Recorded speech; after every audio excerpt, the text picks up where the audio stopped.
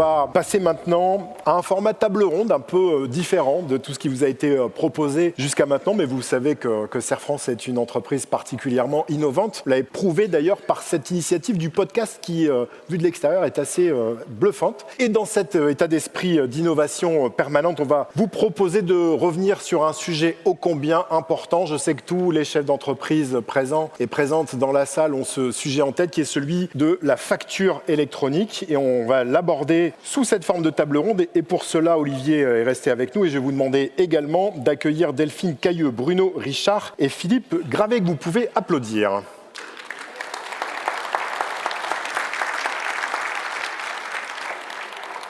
On va commencer par Philippe. Philippe, vous êtes vice-président de Serre France PNS, qui est une association d'entrepreneurs particulièrement attentive aux conseils qu'elle apporte à ses adhérents. Expliquez-nous comment vous avez abordé politiquement et stratégiquement le sujet de la transformation numérique en général et de la facturation électronique en particulier. On vous écoute, Philippe. Vous avez pu le voir, on investit fortement sur tous nos systèmes d'information parce qu'en réalité, il y a deux enjeux. Le premier enjeu qu'on peut oublier, c'est qu'en fait, on travaille avec une donnée extrêmement sensible, la donnée de nos adhérents. Et pour nous, c'est extrêmement important que cette donnée, elle soit contrôlée, sécurisée. Il y a des plateformes où on ne sait pas où vont les données. Et ça, c'est extrêmement important de l'avoir en tête. Donc ce premier enjeu, c'est de rester propriétaire de la donnée, donc de notre avenir, et puis aussi ça nous permet forcément de protéger nos adhérents. Il y a un deuxième enjeu, on a vu il y a quelques années une augmentation très significative des licences. Et pour nous, ça c'est inacceptable. On fait le choix de maîtriser nos outils pour justement rester compétitifs. Et j'allais dire qu'il y a une troisième chose qui est aussi importante, c'est-à-dire d'amener une information en temps réel à nos adhérents. Ça permet à l'adhérent d'avoir un temps de réflexion en plus.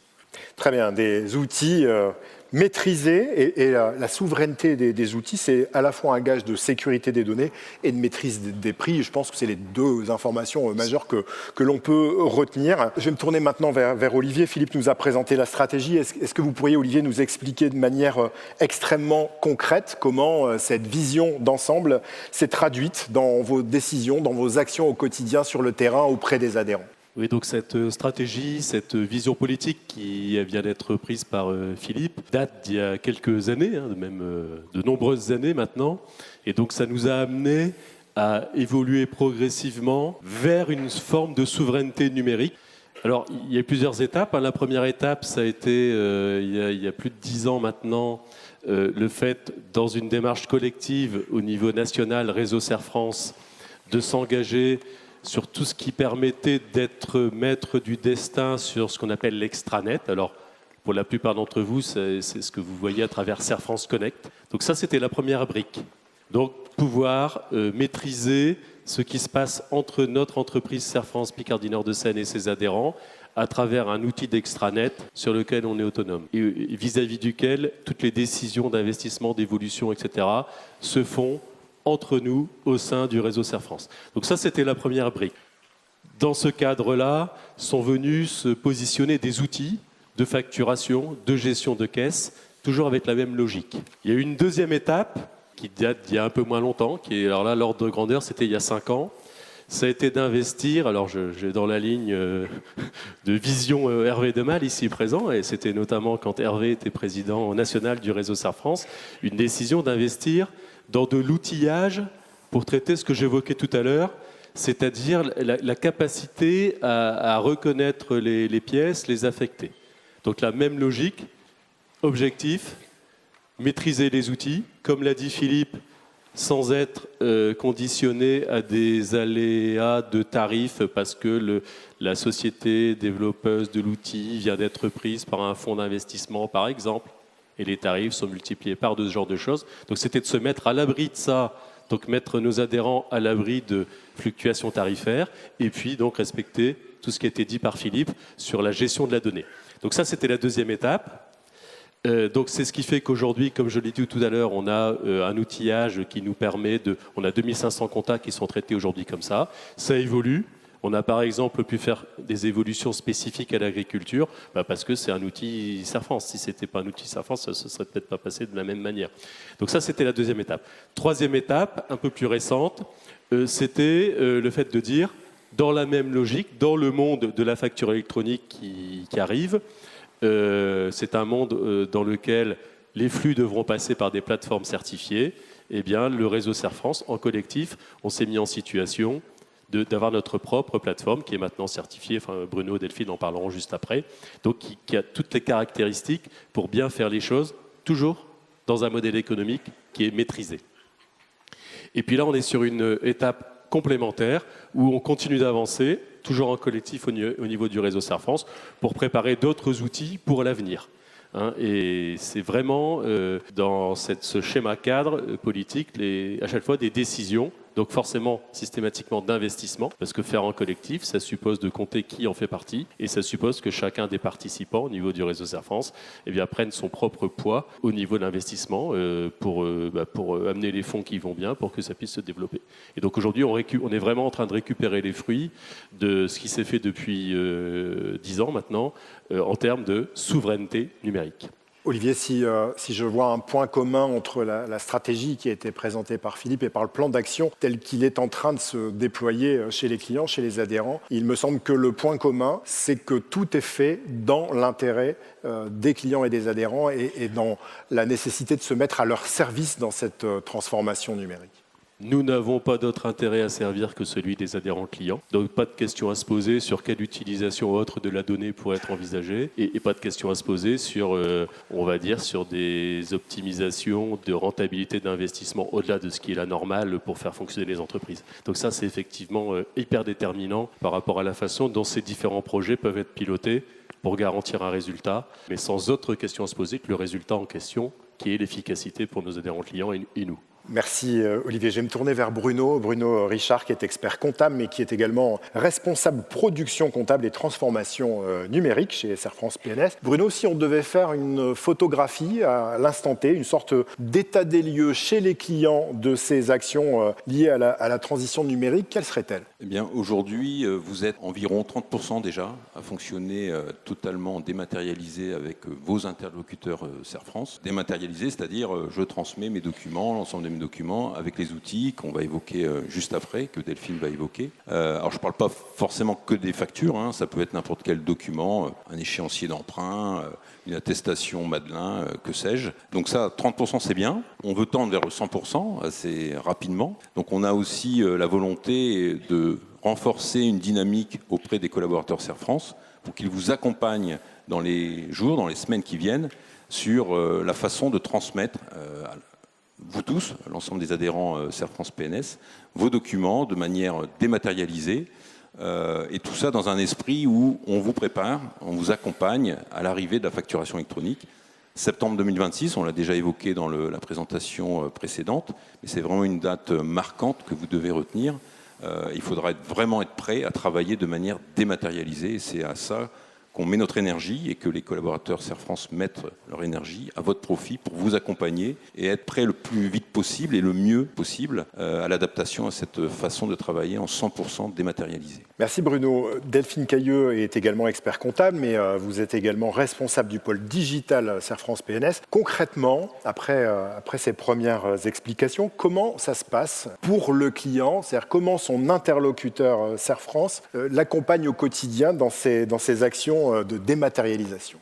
Alors concrètement, aujourd'hui, vous recevez déjà en fait vos factures via différents canaux. Ça peut être par mail, ça peut être aller télécharger sur l'extranet du fournisseur, ça peut être papier. Donc en fait, on a la volonté effectivement de vous accompagner vraiment pour être prêt en septembre 2026. Et les collaborateurs en fait vous forment, vous accompagnent à nos outils. Donc vous présentent en fait soit l'adresse mail dédiée, soit l'application Scan by Serre France, l'import de documents ou les collecteurs de documents. C'est vraiment une volonté et comme le disait Bruno, nos clients qui fonctionnent déjà comme ça sur ces 30% ont réussi à trouver leurs repères, leurs habitudes. Alors c'est certes un changement, mais propre à chacun et qui permet d'être prêt en septembre 2026.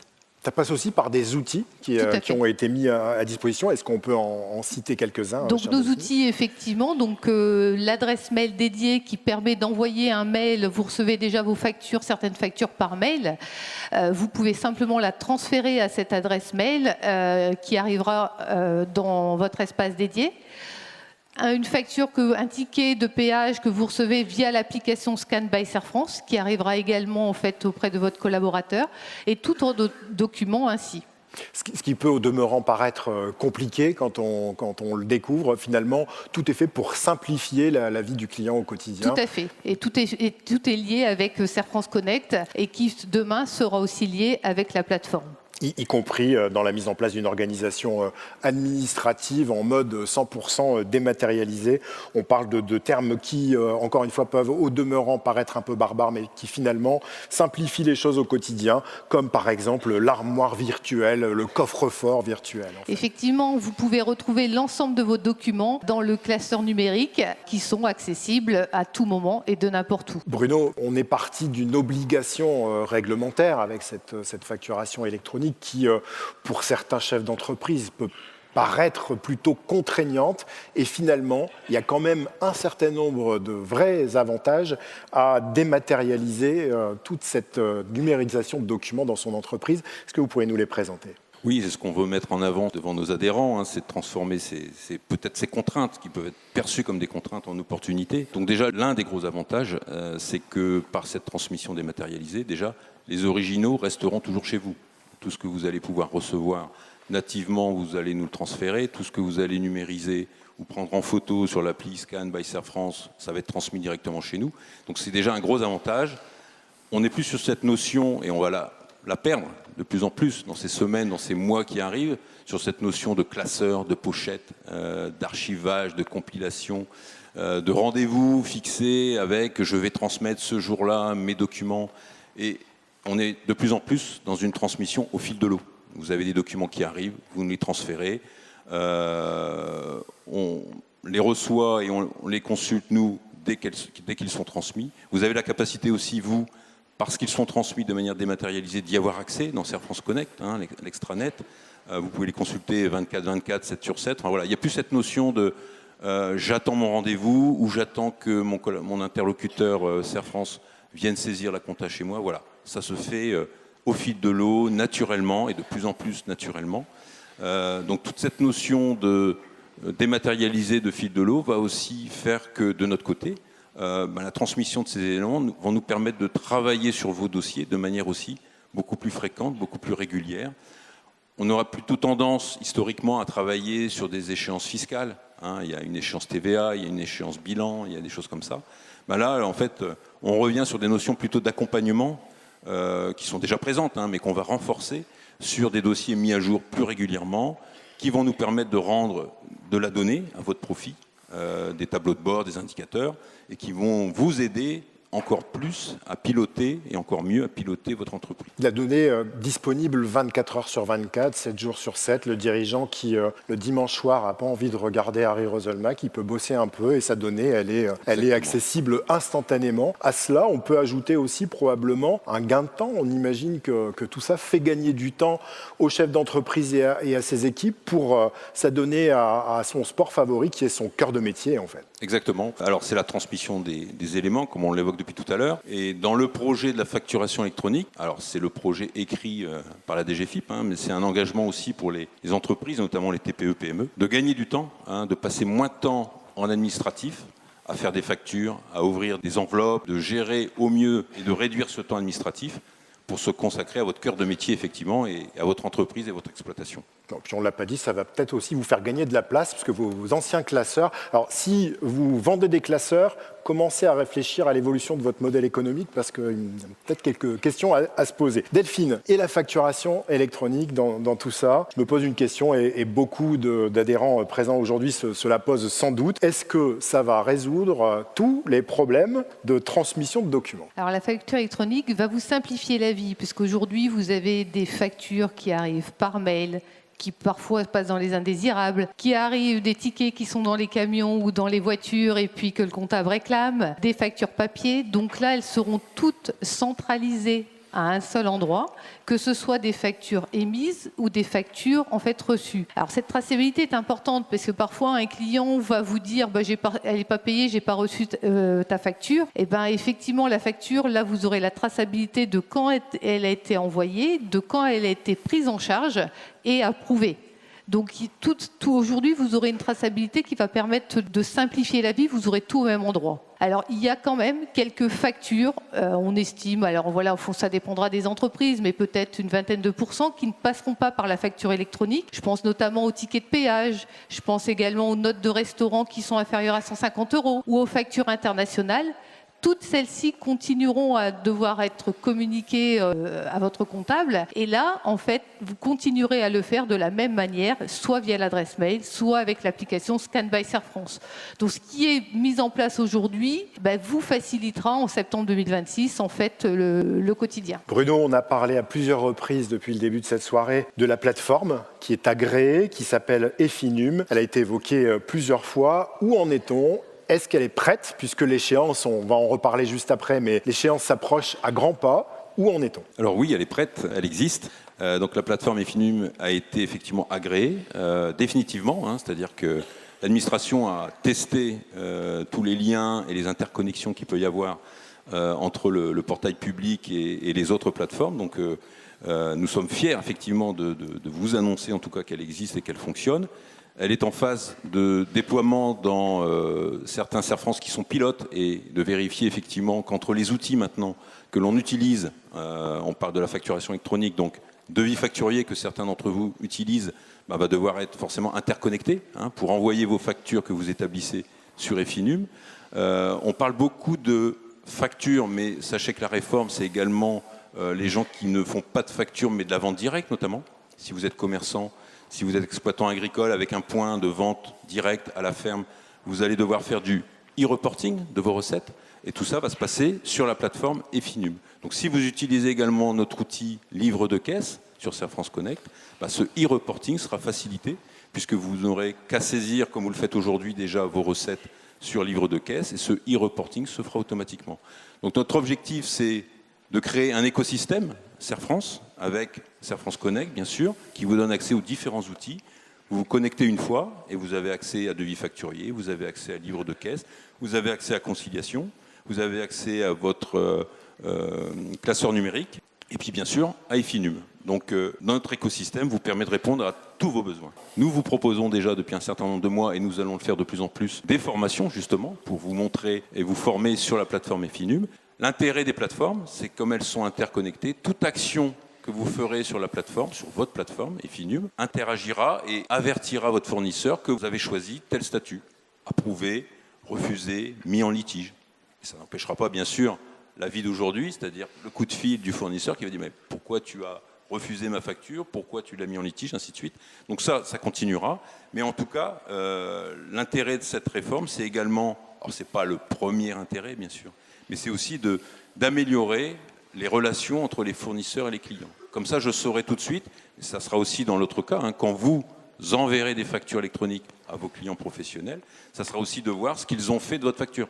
Approuver, refuser un litige, et de continuer la vie des affaires, je dirais, mais à travers des plateformes agréées. Et tout ça, évidemment, dans le strict respect de la stratégie que Philippe nous a présentée tout à l'heure, avec une attention particulière accordée à la confidentialité des données, des serveurs localisés en France. Donc, j'imagine que, mine de rien, on vient de vivre un moment important. Ça fait combien de temps que vous avez commencé à travailler sur ce dossier ? Je ne veux pas dire de bêtises, je n'étais peut-être pas dans les premières semaines, mais ça fait plus de 18 mois que la plateforme est en chantier. Et de toute façon, la plateforme était prête en juillet 2024. Puisque la réforme a été reportée encore de quelques mois, mais en juillet 24, Efinum existait, était prête. Et quand peut-on estimer que le premier client fera la première connexion sur la plateforme ? Le micro change de main. On a un engagement formel, puisque donc les travaux, le développement se font au niveau national, comme on le disait tout à l'heure. Donc aujourd'hui, on a un certain nombre de Serre France qu'on qualifie de pilotes qui travaillent déjà avec des adhérents clients sur cette plateforme. Et chez nous, Serre France Picardie Nord de Seine, il est prévu qu'on la récupère au cours du premier trimestre 2026. Donc ça veut dire au plus tard le 31 mars 2026, mais ce sera février en fait. On l'a déjà. Il y a encore quelques interconnexions techniques. Donc on va dire en février, on sera en capacité de travailler avec les premiers adhérents clients en utilisant Efinum. Alors on va commencer avec des gens volontaires pour pouvoir travailler avec nous pour roder tout ça. Et on pourra être en déploiement massif, on va dire, à compter de avril. L'interface a l'air simple, présentée comme un certain nombre d'outils en ligne auxquels on est tous plus ou moins habitués. Pour autant, ça fait toujours peur, l'utilisation d'un nouvel outil. Comment Serre France va accompagner ses clients pour qu'ils puissent le plus vite possible prendre la main à utiliser cette plateforme Effinum dans des conditions les plus sereines que possible? Alors effectivement, notre volonté est vraiment d'accompagner tous nos clients. Tous nos clients n'ont pas les mêmes besoins, les mêmes attentes et les mêmes degrés de maturité numérique. On aura effectivement certains clients qui vont être autonomes très rapidement sur la plateforme, en fait, en allant de manière intuitive. On a aussi des clients qui, eux, vont au démarrage peut-être vouloir plus un accompagnement, un suivi, une formation pour après devenir autonomes sur la plateforme. Et on a également des clients qui vont préférer confier la gestion en fait, de cette tâche à Serre France en déléguant l'utilisation de la plateforme aux collaborateurs. Alors actuellement, on réfléchit à on travaille sur une offre de service dont la volonté est qu'on puisse accompagner tous nos clients, quels que soient leurs besoins, à ce qu'ils puissent utiliser sereinement en septembre 2026 la plateforme. Delphine, il faut rappeler que l'utilisation de la plateforme, ou d'une plateforme en tout cas, et le passage à la facturation électronique, n'est pas une option, c'est bien une obligation légale qui n'est pas optionnelle, comme je viens de le dire, avec de lourdes conséquences si on ne s'y met pas. Est-ce qu'on peut, même si on ne va pas faire peur, et je pense qu'il faut bien prendre conscience de la réalité de la situation. Effectivement, merci Eddy pour la question. Il est important pour les entreprises de se conformer à cette obligation fiscale en septembre 2026, parce que ça pourrait être des conséquences en fait importantes pour les entreprises. Alors la première, l'impossibilité d'émettre vos factures veut dire qu'effectivement, il y aura un impact sur la trésorerie. L'impossibilité de recevoir vos factures fournisseurs pourrait avoir un impact sur la gestion de vos approvisionnements. Et puis, l'administration née en France et l'administration fiscale a aussi prévu des sanctions en cas de non-adhésion en fait, à une plateforme au 1er septembre 2026. Et de même, en fait, prévoit en fait, un rejet effectivement de la TVA ou des charges. Donc c'est vraiment effectivement quelque chose d'important d'être connecté à une plateforme en septembre 2026. Bruno, des termes un peu barbares, facturation électronique, dématérialisation des process. Pour autant, l'humain ne va pas être mis de côté. Comment est-ce que vous voyez à court et moyen terme la manière que Serre France choisira pour accompagner ses adhérents dans ces process? Bien, tout ce qu'on dit et tout ce qu'on répète depuis tout à l'heure, en fait, on parle d'outils, de moyens de transmettre, de moyens de lire, de communiquer, mais les outils ne vont pas remplacer l'humain, effectivement. Et c'est dans l'ADN de notre Serre France, c'est vraiment de rester proche de ses adhérents, de ses clients, et tout ce qu'on pourra travailler de plus en plus va être collaboratif.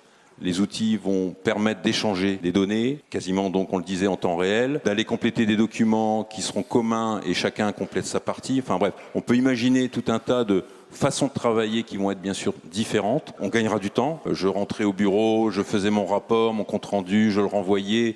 Bon là, ça sera quasiment de l'instantané. Ça, c'est sur le compte-rendu de réunion, le suivi conseil. Mais sur la donnée, on le disait tout à l'heure, les indicateurs pourront être mis à jour quasiment en temps réel dès que j'ai de la donnée nouvelle qui rentre dans mon dossier. Enfin voilà, il y a tout un ensemble et un écosystème qui va permettre d'échanger différemment. Mais l'humain, une fois qu'on aura la donnée peut-être traitée par la machine, par l'outil, par la solution. Mais la réflexion et l'aide à la décision restera toujours côté humain de la prestation, je dirais. Et c'est ça qu'on veut renforcer. Très bien. Philippe, vous avez commencé par nous parler de la stratégie. On l'a bien comprise, la stratégie, un plan d'action, des moyens, des outils. Finalement, est-ce qu'on ne pourrait pas craindre que l'échange avec les clients se voit réduit par le fait de la mise en place de tous ces outils numériques? Si on se disait qu'au contraire, c'est-à-dire que quand en fait on retire, on va dire, une faible valeur ajoutée sur certaines choses, en fait, ça nous fait de la place pour de la valeur ajoutée.